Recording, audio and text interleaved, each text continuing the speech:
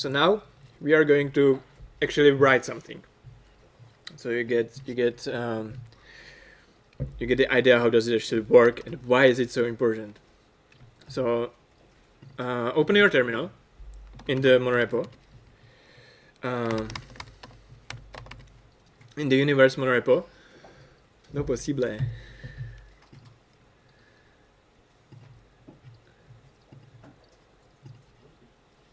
Okay. So open the universe, but don't go deeper than that. Okay. I would like to show you that you can work with monorepo like with the normal repository. So for instance, there are going to be, let's say, 3 commands that you will have to use. So first is the test. This will run tests, which we are not probably going to use very often now. But as you can see, it's pretty fast even in monorepo.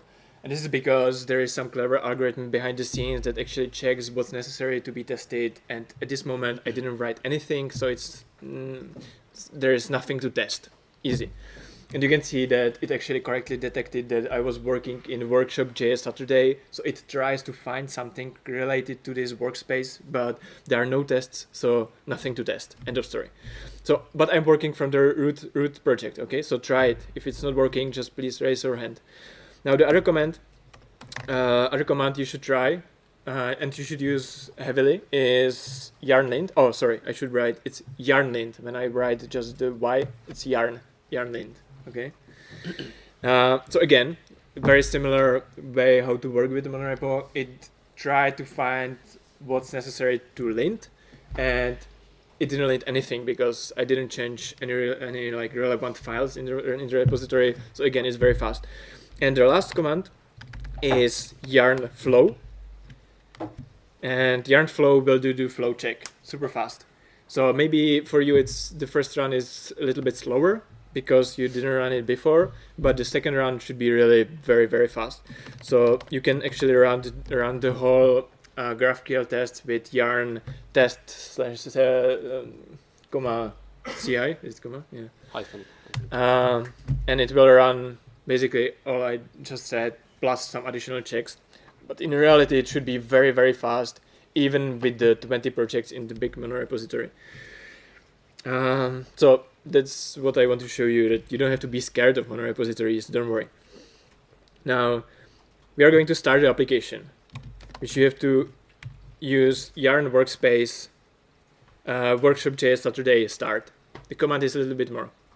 Try to clean the screen and so it's written on the top. Just a clean command. Clean? Clear, maybe. Clear. This one. It's yarn, which is the executor. Then workspace.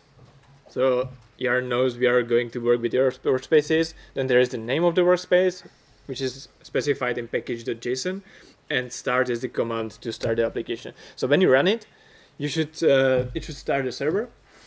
And in the browser, you just open the URL and you should see the application. Now I recommend you to open the Chrome console so you can see what's actually happening behind the scenes, and you should not get any errors if you refresh it. Maybe no, it's good. Remind me very often that I should. And the console. Even bigger, the console? The console is bigger. How do I do it? Command. Select it and then command plus. Yeah, there's a problem that my plus doesn't really work, and it actually closed the table. Wow. Okay. I'm trying, but Try to change your keyboard. yeah. No. Set it to American keyboard to increase it. Well, this is not that important. You will see it in your code. This is just so you are not super lost. Just work there. Listen to me. So everyone can see this? Perfecto. So open other tab in your or other terminal, and we are going to start other command, which is in reality you could maybe start it once at the same time. I want you to see really what's happening there. So the other command is yarn workspace, again workshop.js Saturday, but not start, but relay. And relay command will, this is actually a relay compiler. It will go through all your JavaScript files or JSX files, and it will try to find the GraphQL tagged templates, and it will try to compile these templates into some generated files in order to use them in runtime more efficiently, do some checks there. So you should see this, and I recommend you to start it with watch flag, because this will run in the background and it will check when you change some fragments, and it will do the compilation again. Now, during the day, this command can fail and you may get stuck. So I recommend you, if there is something weird, and you will see it even during my process, just kill it, start it again. Sometimes it's a bit confused. So everyone is watching relay files or JSX? No problem. So what I would like to mention here as well is that there are some very experienced people in this crowd, and there are some not so experienced people in the crowd with relay. So please help each other when someone is stuck. Just look behind, look to your colleague and help, please. And if someone is super stuck, just raise your hand and Michael will help you further, right? Please. Michael, please. I can also go around. Yeah, sure.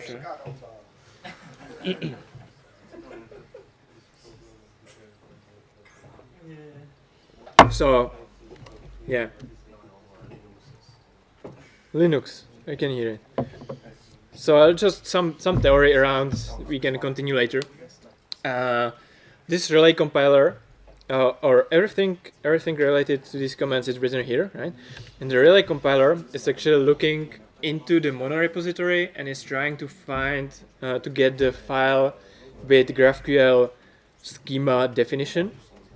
So it will actually read this file, and according to this file, it will generate the generated files. Is everything okay? Linux. Watchman. What you can do is, I think you can do Watchman is false. Yeah. And that should work. Is it okay? Yeah. Is it watching even without Watchman? No, it works. I think I had to do this on some CI once. Yeah. So if you don't have Watchman, you can add this to your command actually. So I can run it like watch without Watchman. And it doesn't work?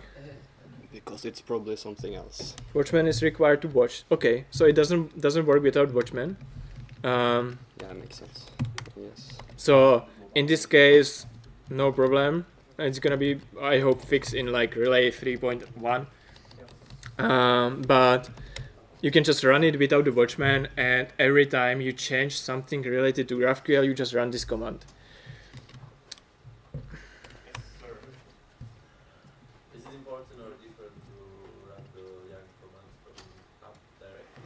No, it's not different.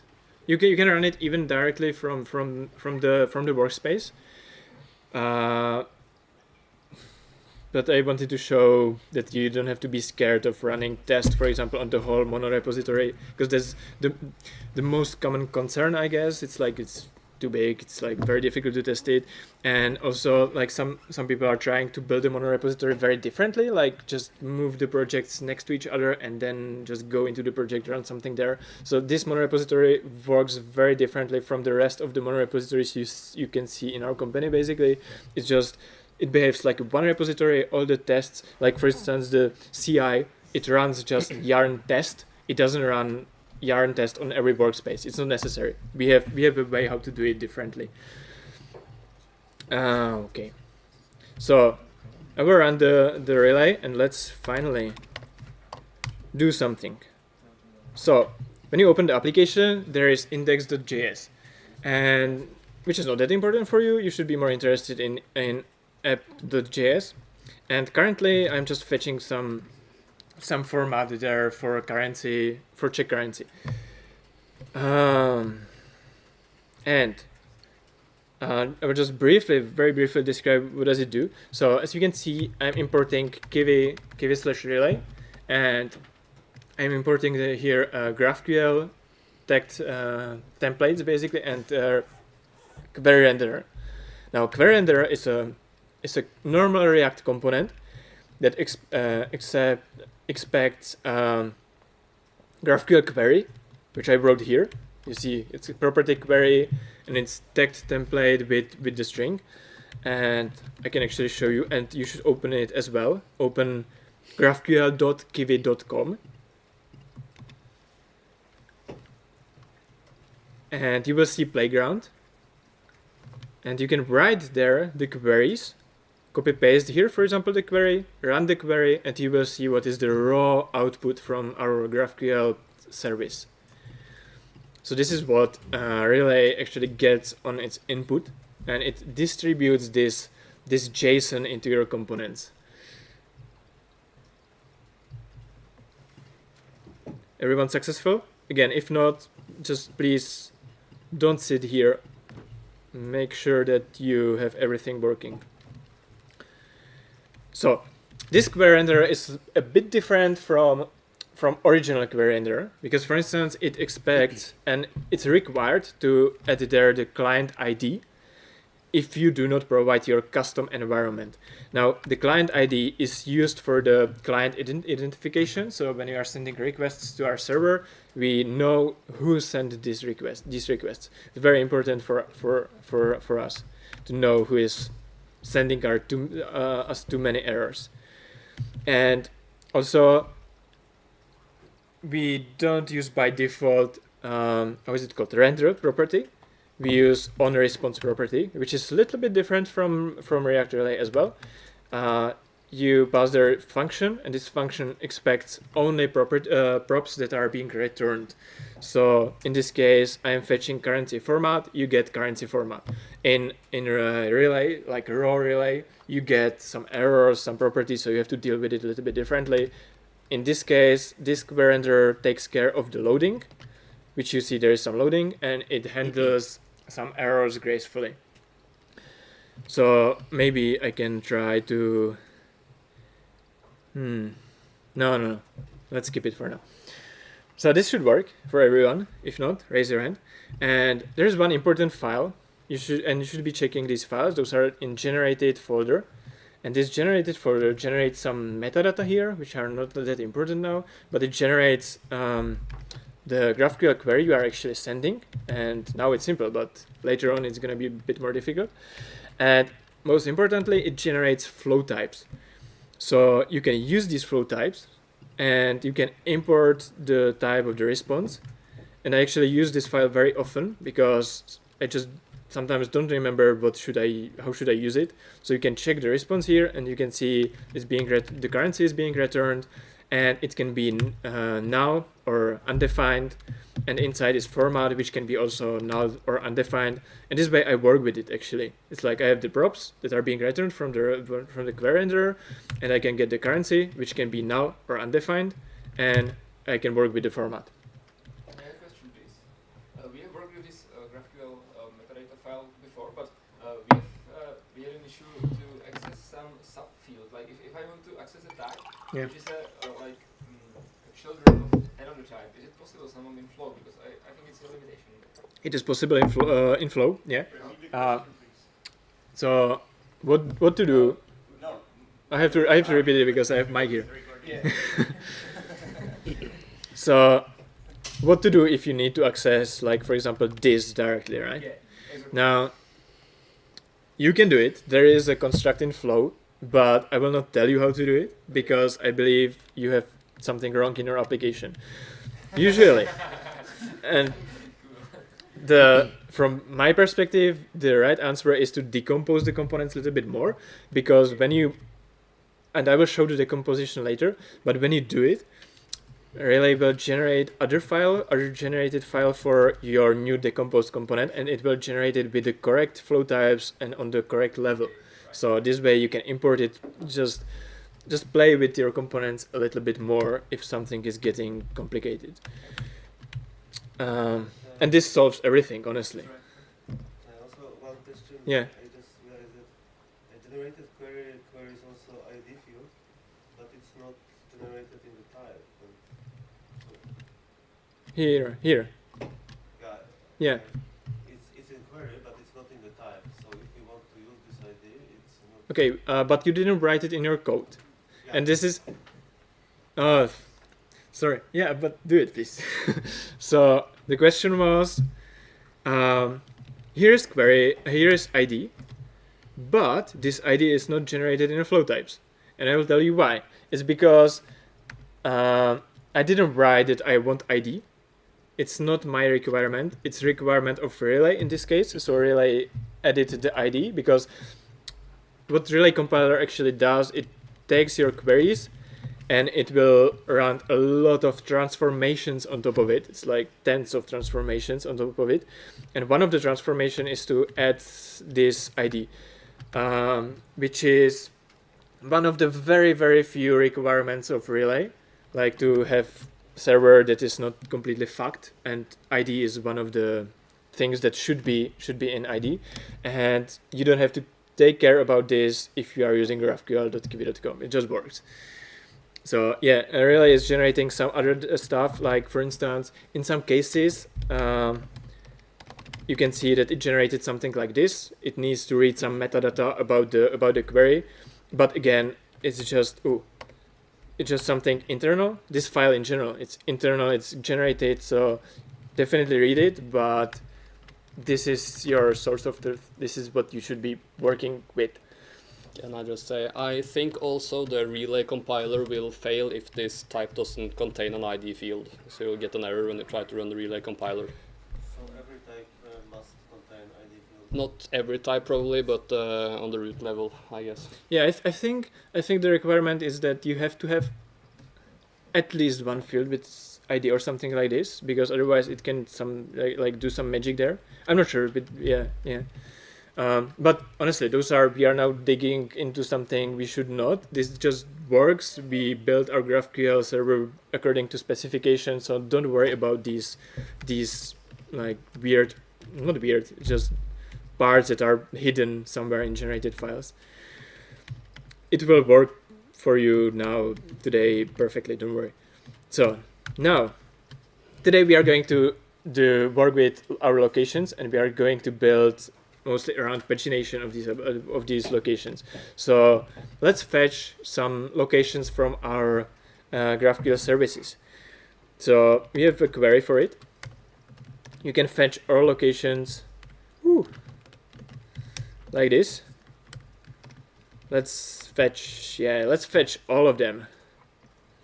Here we go. All locations from Kiwi. Interestingly, this is one of the queries frontend is actually sending. So we are allowing to dump our database, basically. But if you try, for example, GraphQL of GitHub, they will not allow to send such a query without limiting the size of the response. Like you have to specify how many locations do you want. So I want just first 20 because it's for me. I need only first 20. So if you never work with GraphQL, you already or the queries, like you're already getting the idea. It's pretty handy to play around with the query. So you can fetch other fields, of course. I guess this is kind of something you already know, right? You can fetch other fields, you get other fields, easy. So this is a query we are going to work with, and I will fetch query, and I will explicitly fetch even the ID, which is some weird string, because this ID is like system ID, and I will use it for, because I'm iterating in React, I'm gonna need key, right? So this ID is unique and it's stable. So when I fetch Manila, I will always get this ID. Now, don't rely on it, because in the future, and it happened many times, we can change this ID, but it's still going to be stable for your application. So when I fetch it for the second time, I always get the ID. Next time you may get different ID, but it's gonna be still stable. I think it's worth to mention that the ID is globally unique. Yes, it's globally unique in our GraphQL universe, not in other, like completely unique. It's not UUID, but yeah, it's globally unique in this GraphQL graph. Maybe should be space 64 encoded. Sorry? You just basically for decode this, but you show people what it really is. No, I'm not gonna do this.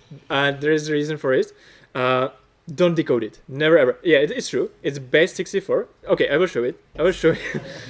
But I'm scared that you are going to do it. But so I'm gonna be very, very like harsh with you now. Never. It doesn't have to be basic. Yeah, exactly. Could be anything. Any string we decide to provide as a unique ID. Oh, decode it, right? Now we are just encoding some string that has some value. So yeah, there is something hidden. It's base64. Never ever do it in your application. Never ever. I saw it. I'm telling you because I saw it. Never ever do something like base64 decode and split it using this double dot and work with the values in it. Never. I was actually thinking to change this algorithm to something like base62 because you will not know how to decode it. And maybe I will do it. So this is why I said these IDs are stable, but can change, and will change. And it already happened. Like for instance, like we changed the name of it was not location, but location with small l. For example, you get different base64. So never hard code it, never decode it. Just use it, work with it as a system ID. Now, because we have, of course, some systems without GraphQL, so sometimes you need to get like the original ID, let's say, and what you can do, you can like unmask it. So you get the ID, actual ID of our location that is being used in legacy systems. So you can use it. In this case, however, it's not globally unique, and you should not use it for some caching and I don't know. Just use it when you need to. When you have to call some REST API with original ID, go for it. But we are not gonna use it. This opaque false is built-in feature of GraphQL. It's built feature of. I will show you actually here. I think. I hope. It's open source library. And. Ooh. It's only on NPM. Really? Global ID. Oh yeah, it's not published. Oh sorry. So it's not open source. It's our library. You can install it. It's like global ID, GraphQL global ID, something like this, which adds this feature. And Source code is in the monorepo. Yeah. exactamente. But if yes. Where is original coming from? Oh, okay. So this is migration path. Like I will show you. So in previous years, we used database ID to get the original ID. Now we unified this system and we introduced this opaque ID. And the way how to migrate your old systems is to use GraphQL aliases, which is embedded in the GraphQL language. And this is what I'm doing here. It's like when you prefix your fetched query with something like this, it's actually the alias. So you can get something else. Like I'm basically fetching the ID again, but under a different name. And you can migrate your old code to new way how we are fetching these raw IDs using GraphQL alias, just GraphQL syntax. And you can see it here. When I change to something like alias, you get alias here. So this is how you can tweak your response a little bit. Pretty handy. You don't have to change anything in your code except GraphQL fragments, regenerate the generated file, and that's it. So this is the query we are going to use. That's a question. Okay. Is there an easy way to fetch just one object by ID? Yeah. Maybe repeat it. Or Is there an easy way how to fetch just one object by ID? You have to tell me more. So yeah, there is. And however, I'm not sure if this type actually implements it. There is a node query, which is exactly for this. Node query, like when you are trying to build one query which expects only this ID and returns only the type or only the values for the ID, you should always use this node query. and this query expects the ID, and it's not, I believe it's not implemented. So in this case, I would just do something like node with ID. Here would be the base 64, which you should not even know it's base 64, just forget it. Just some ID. So some random ID, and you would get the type here. But it's not implemented for our locations. So if you need it, just give me a call.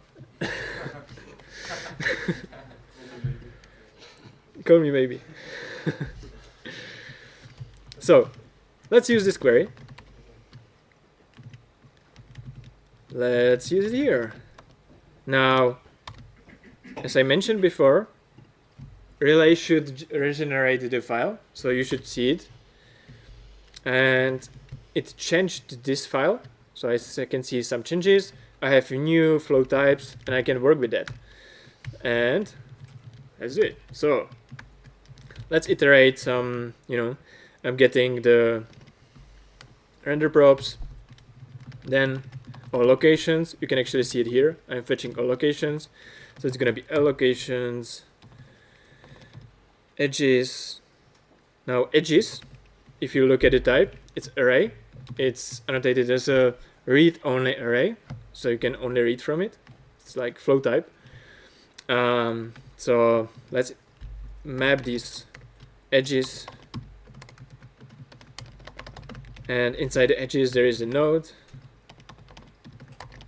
and there is what is it, name. So now you already can see that my ID is screaming here that I'm doing something wrong, and it's actually our slint config kiwi.com is telling me that I'm fetching ID. I'm overfetching IDs, and I don't use them. But well, let's ignore it for now. Let's see if it works. You should see the locations. Now let's be a little bit more fancy. It's like some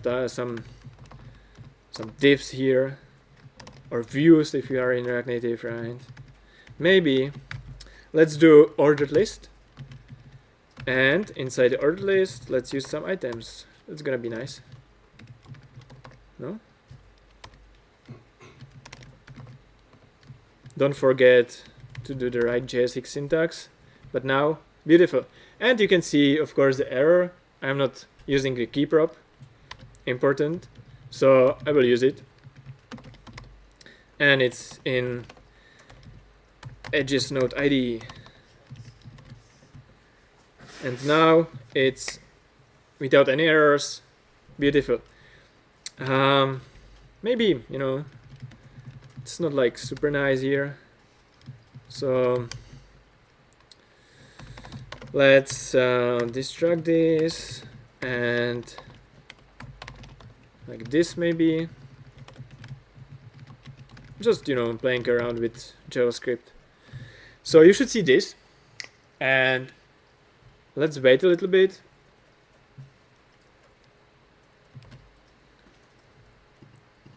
So this is a super easy way how to fetch locations, like one query, iterate the results, done. Now, I didn't tell you much about the project itself, so maybe you may wonder, how is it possible that it works actually? Because I didn't specify here it's from GraphQL.kiwi.com. Where is it actually? Well, it's inside the query editor, because like the expectation is that when you use it, maybe you will want to use like the GraphQL.kiwi.com. If not, you can provide your own environment where you can specify that you want to use GraphQL from Balkan, for example, or GraphQL for Smart FAQ, any other service. And in this case, you don't need to specify this. You just provide some environment here. And the way how to do it, you will find it in kiwi.com/relay documentation. So, are we here? Everyone is ready? So just a question. For me, for some reason, edges from all locations is a maybe type. Is that Maybe type? Yeah, it is. okay? So it's an error because. Depends. The lint will complain, yeah. Okay. Okay. Oh, That's what oh yeah. I'm getting there. You mean that the float, for example, is now broken? Yeah. Yeah. Okay. So if I run yarn flow, yeah, let's move on. Yeah, okay. Okay. I'm getting many errors now, which is good because when I write something, I need these checks, and if you are not really familiar with all the ecosystem, it can slip away very easily. So I have many problems here now. Let's have a look at the first one, maybe. So for instance, the edges. Our server is sending an information that in our environment, the edges can be null because there is some error. Actually, it's because we are fetching the locations from the locations API, from the REST API, and even though there is kiwi.com fetch, it still can fail. So, and in this case, it will return null and some errors. So let's fix it a little bit. I will just, do, if it's null, just use empty array. Nothing special here. I could do, it really depends on my situation. I could instead render some error page if I want to. I don't want in this case. In most of my cases, I just want to ignore the error, but not really. Just, deal with the situation, but I'm not gonna show anything. So when I run yarn flow again, I have 4 errors. Perfect. We are going forward. Well, turns out that even locations can be null. So let's fix it. 1 question mark here. 3 errors. Woo. Going forward. So turned out that even node can be null. Never mind. Let's do it.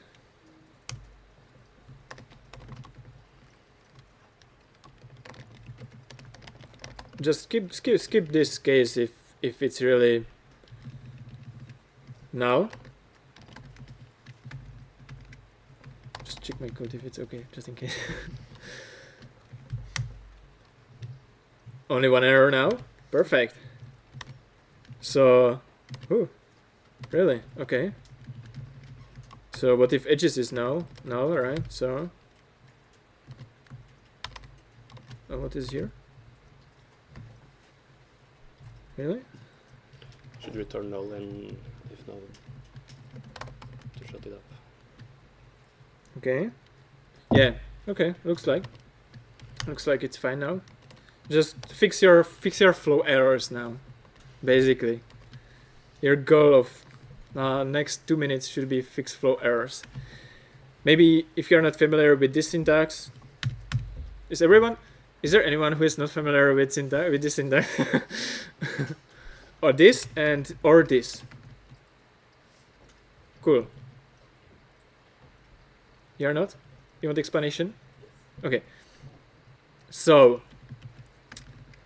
if I would write it without the question mark, and this would be null or undefined, I would get an error here. And I would have to use some IDX or some if-else's to get the deeply nested property. I don't want to do it. I can just say this connection is kind of optional. And if this is null, then I will get, I think, undefined. I don't know, null or undefined here. Depends on it. Yeah, but so this will not break. JavaScript will not break. But of course, I would not get edges. I would not get array. So my next line would break. So what I do here, I say, hey, if it's null or undefined, like strictly, then use list, which is, this is buggy version, this is fixed version. And if you are using Babel, Preset, kiwi.com, it works everywhere. If you are using React Native, it works even without the Babel plugin. So just get the latest value. So it's the value of all locations. If it's undefined, then you get it. Yeah. And just to mention, if you use the or, the fallback will occur if it returns 0 or empty string or anything that's interpreted as falsy, but the double question mark will only use the fallback if it's null or undefined. So it's like the fixed JavaScript implementation, basically. So in this case, does anyone have flow errors? Now, well, I will show you later. So this should work. Now, what I'm gonna do is I'm going to continue with so-called fragments. So I will show you fragments in the GraphQL first. Now, fragments are a way how to basically split this query into multiple independent parts and reuse them if you want. So here's the syntax. You have to write fragment, my location, and this fragment is gonna work on type of location, and we are fetching ID name. So this is how I specify that when I use this fragment, it should be used only on location type, and I should fetch only ID, only name. And I will spread it like this. It's like the spread rest operator of the fragment.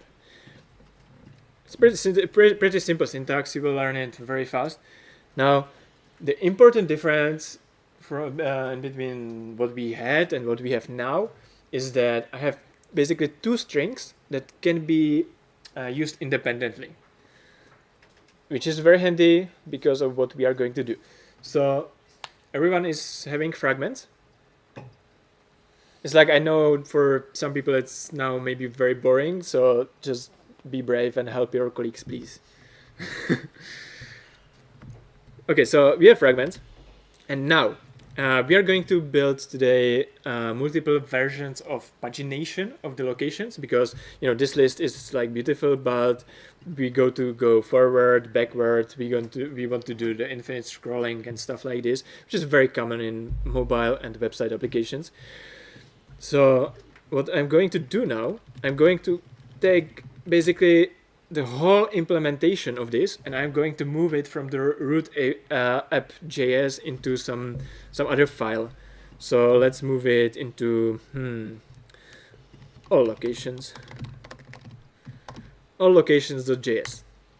I'm starting new file, and yeah, it's gonna be flow, and it's just function, normal function, nothing special.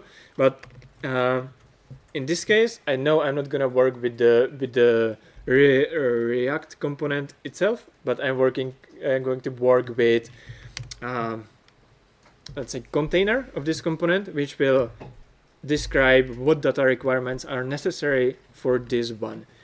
So what I'm going to do, I'm going to import something from kiwi.com relay, and I'm going to import again the GraphQL text query and text string and so-called create fragment container.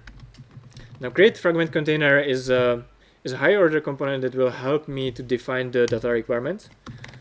So I'm exporting the create fragment container, and the first argument of this function is my React component, and the second one is going to be GraphQL string.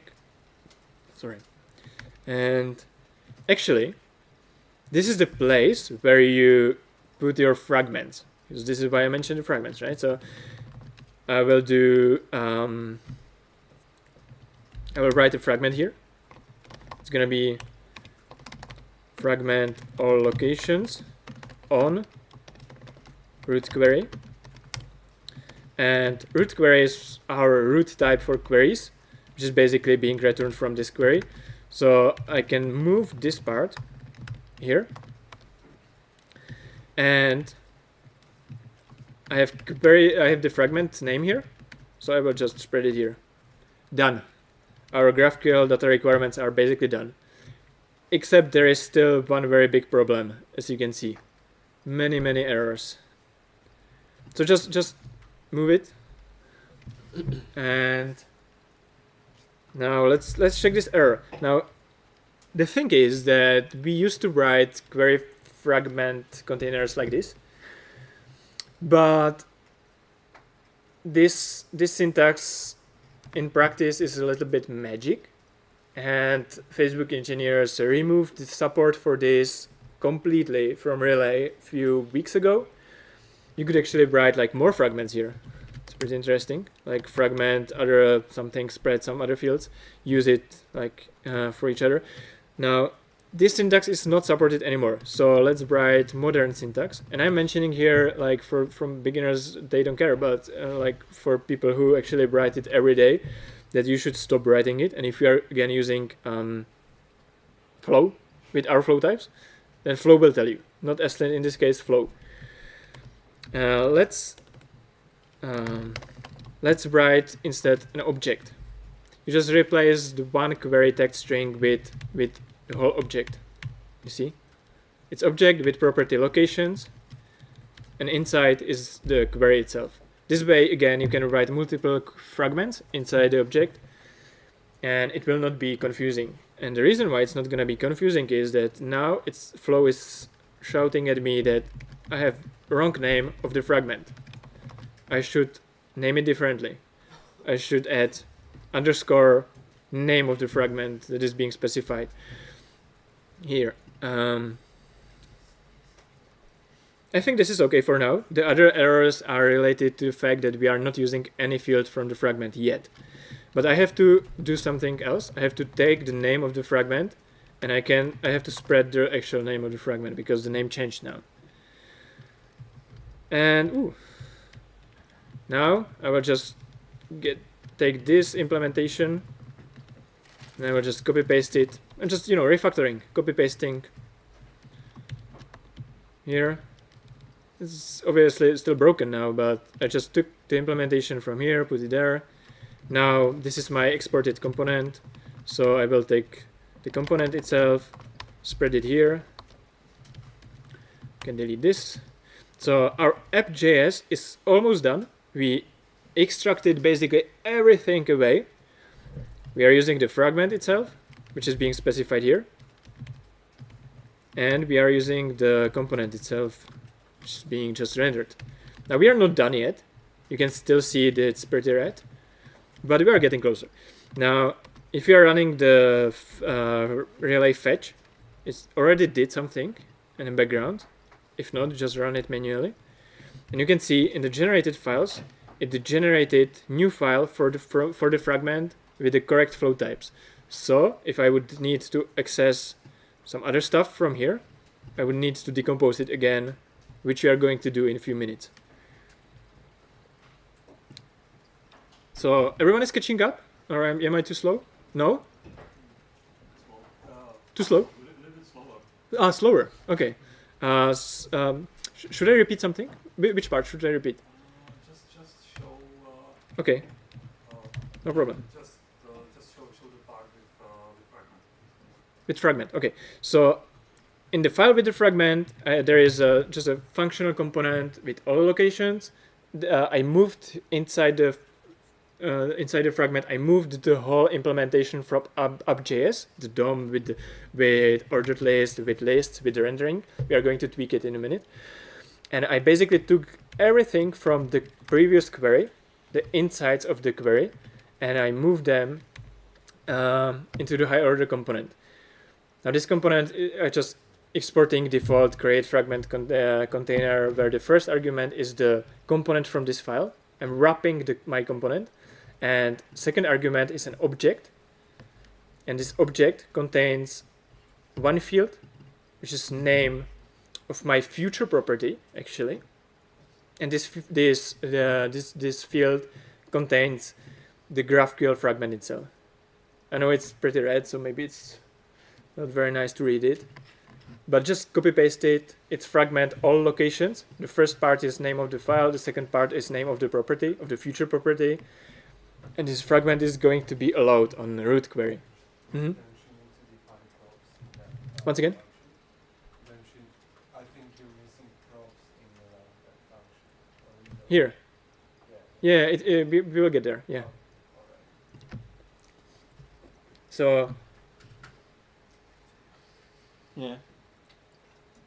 So this way, I just basically moved some parts into the component, so you can use them inside the component. Now, the reason why we do it in practice is that there are basically two super important reasons. why you should always write fragments with the data you need only in the component where you are actually using it. One reason is that in the future, your colleague can go to this file and he can see, oh yeah, okay, so here is a name. I can delete the name, the requirement for the name, and he can be pretty sure that he didn't break anything else in the application. Everything what is being specified here is used here. So if you do some changes here, you will be safe. You will not break anything. And what was the reason? I forgot. Oh yeah. So, and the other reason is that you can you can take this component and you can take it as one file and use it anywhere else. And you will do it in a few minutes. Your next goal is going to be to extract one location, like the linked list. And you can just take these components with the data requirements, with the styles, with the React components in it. You can just copy paste it, or not copy paste it, just import it somewhere else, spread the fragment, use it somewhere in other Relay code, React code, and it's gonna work. So it's very explicit. You don't have to be worried about breaking something, and you can easily reuse it anywhere else. There are some nasty hacks how to break these rules, and I'm not going to show them again. So if you use them, think what rules we are actually breaking. So I think everyone should be done. If not, you will have plenty of time to finish it. So as I said already, this field in my object is a property that is being expected from the users of the component. So what I have to do, I have to use it here, and I have to add there the properties. Because it's on my root level, so there is nothing to subselect. I just, even if you check now the app, if the generated flow types, there is some like internal flow type that allows us to actually check whether you are adding there the right property or some nonsense. So flow would tell you, hey, what is this? But this is correct now. So I have to put there the render props. And what is going on here? Oh, of course, I have to import it. So let's import the component, and this file is done, except it doesn't work. What? Plural, singular. Locations. Yeah, that's better. So we are done here. I'm pretty sure this is gonna work. Now let's move to this component, and we just need to do some tweaks. So, of course, this component expects some props. Ooh. We are gonna define the props later. Now let's have a look at what's actually being generated here. So we are going to import type from the generated folder, and there are all locations. It's actually the name of and it's gonna be like a name of the fragment. Let's call it locations type. And I already told you it's gonna React is going to expect this property. So we have nice flow types for our component. Now I can even inspect what is going on inside, but I will wait a little bit. Just import the type from the generated file. The generated file contains basically only one exported type, which is the all locations _ locations, which is also name of the fragment. So I will just import this type and use it as a locations property, because I know it's gonna be there. And even if you don't do it, even if I would forget, Flow would tell me that I'm missing here the proper type. And we are almost done. I will just check the inside, so you can see that this property is going to contain again all locations. So what I have to do here? Oh, I deleted this part. Never mind.